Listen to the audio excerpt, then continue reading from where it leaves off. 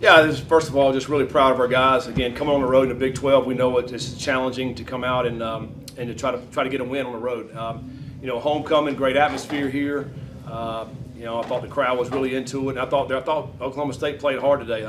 Came out and their quarterback who second start on the season. I thought he played really well today. Caused some problems for us the way he scrambled and throwing the ball down the field, made some really accurate throws. But proud of our offense. Our offense came out and we had the ball 4 times in the first half and scored touchdowns on all 4 times. So I felt like we grabbed that momentum, particularly right before half. It was a huge drive for us, backed up on our -5 or -6 yard line to go all the way down to score. Was big for us. Came out in the third quarter, a lull for us, and then they got back in it, got a little bit of momentum back. But then in the fourth quarter, thought the play of the fourth quarter was Sorsby to Caldwell on a 4th and maybe 18. Incredible throw and catch, and then we go on to score. And then defensively, picking up those 2 turnovers, including the longest interception return in Cincinnati football history with McDoom. What a heck of a way to finally score, on a defensive touchdown. So, but I think overall, just proud of our guys. Want to know that again this week, and excited to get back to Nippert next week. It took 7 games to get your first interception. What was that sideline like while McDoom's running that thing back? I think we were probably most of us were on the field. Maybe once he passed us, I know I was. I've been waiting for that one for a long time. It was funny on our headsets. As soon as he caught it, somebody said he's going to score, and this is back when he's in the end zone because I felt like their whole team was on the other side, and McDoom can run. He's been a kickoff return guy, has great speed, tiptoed the sideline, and once he hit that, he was gone. So. Just a really excited time for us to be able to get that. It's been a long time coming, and hopefully that burst it open for us so we can get some more of those. This game could have gone another direction. This year, it seems things have gone your way, though. The things happen in your favor. Instead of a close game, it's a blowout. Wasn't necessarily a blowout the whole game, no. But it's a Big 12 road win. Yeah, it was. I felt like once at halftime we got a chance to come back out. If we go score right there, then it'll be 35-10. Then it may become a blowout early. It didn't happen. We go 3 and out. They get the ball back. They go down and score. Now they got life. And the crowd, to their credit, they never left at halftime. They were still here. It was packed. And then in the fourth quarter, that play, the 3rd and 18 to call. I think that was the play that really got it, because at that point, if we don't get a first down right there, man, they had all the momentum in the world. But to be able to get that first down, we end up going and scoring. Then our defense held and got the pick 6, and then another turnover, and then it kind of blew open in the fourth quarter. So, but the reason why it's different, a little bit different this year, guys are making plays. That's the difference. In the past, we didn't make those plays, and this year, our guys are stepping up and making the plays. And what I'm excited about is not the same ones each and every week. There's different guys making those plays. From a DB to a D lineman to a receiver to a quarterback to a running back. So there's a bunch of different guys, and that's what they call team. This is a good team, and I think that's why we're sitting where we are.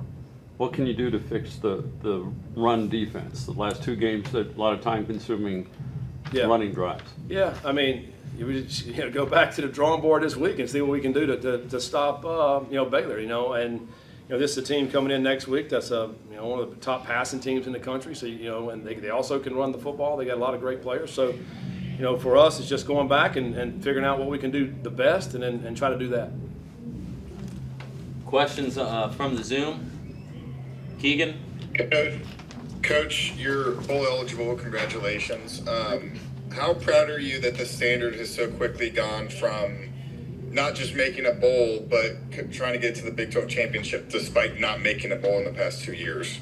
Yeah, it's just credit to our guys. Their goal, that's been their goal all season, and I think, they just created that belief in that we can go out and we take it one game at a time, and we still have to do that. There's still a lot of ball left. There's a lot of things that can happen toward the end of this season. We're playing a lot of really good football teams in the last 5 games here. You have to take them one game at a time, and you have to figure out a way, all 3 phases to play your best ball whenever you're playing these teams, because we all know the margins are so small. These games go down to the wire. Even when you think, and I'm looking at some games today, even when you think this team has it, all right, it's probably over, you look back and, man, the score is back to a one-possession game, and somebody's getting ready to score again. It's almost never over. I think these teams in this league have so much fight the players do, and then the coaches are really, really good in this league. They figure a way, they find a way, and then the next thing you know, you're right there. It comes down to the end of the game. So it's going to be a fight, man. I mean, these games, that's just the way it is in the Big 12. Fortunately for us, I mean, we're back at home next week. We're excited about being back at Nippert. Scott, what changes for your defense in the red zone? Well, the field of play shrinks. So, that's probably the main thing. If you guys, obviously you watch this a lot. I mean, if we're a little bit looser defense, I think once we're in the field, there's a little bit more windows and holes for guys to either to run it for running lanes and or throw lanes. And then once you get down, everything just tightens up a little bit. You're not going to get run by, because the end zone's there. So everything just tightens up a little bit, and I think our guys just they almost like they're getting excited whenever they get down in the red zone, and they bow their necks and they go make plays. I mean, they stop guys on fourth downs. They hold the field goal attempts. And in the night we were able to get a interception. Coach, you were doing a lot of rotating. We'll go, you were doing Neil. a lot of rotating there on the defensive line there, obviously, throughout this game. Dante didn't play as many snaps as maybe would have liked in this one, but obviously a lot of rotation there on the defensive line. Was that something Oklahoma State was doing schematically, where you knew you had to keep these guys fresh down the stretch?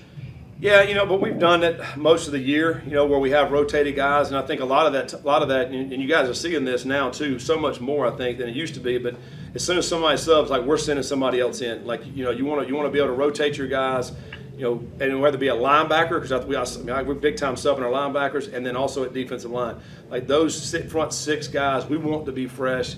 When you do, when these guys are driving the ball, some of these drives take a long time. Like we have to have guys that are fresh when you get to the red zone area to be able to, to hold up and keep them out of the end zone. Sam Jackson had success at the beginning of the game, but it seemed like your defense really settled in as time wore on. How difficult was it to prepare for Oklahoma State's offense with so little film to go off of? Yeah, it was difficult. Tonight was the first time that the quarterback coach called the plays for them. I felt like they settled in a little bit better, running a conventional offense, running inside and outside zone, allowing their quarterback to go back and make plays with his legs. I thought the quarterback did a really good job of, if it wasn't there, he's going to go buy some time, and then he had some big throws down the field, and then also going to, running the ball as well. So that it was difficult to defend them, and because not surely exactly what they were going to be tonight, and but you could tell. Jackson was better today than he was last week. I felt like he was a lot more comfortable. Coach, how important was it for this game? Obviously, it's been a difficult week. You mentioned it earlier this week with the passing of Jim, but how important was it to go out there and get a win like this for Jim Kelly after the heartache this week of his passing? How important was it for not only this program, but for you guys as coaches to get this win for Jim tonight? Yeah, no, it's huge for Jim, his family. Honoring Jim. What a man, Bearcat through and through, and for us to go out and get a win, and had a patch on tonight, with the number 7 with a microphone there. So, man, it just hurt for his family, but also at the same time, I know he's proud of us of what we've been able to accomplish. Scott? Did Cyrus suggest that he be more part of the game plan this week? No, he was part of it last week. Just didn't, the ball didn't land in his hands last week. I think, to me, that's a true sign of a team. I think some weeks some guy gets a lot more opportunities. Another week a different guy gets more opportunities.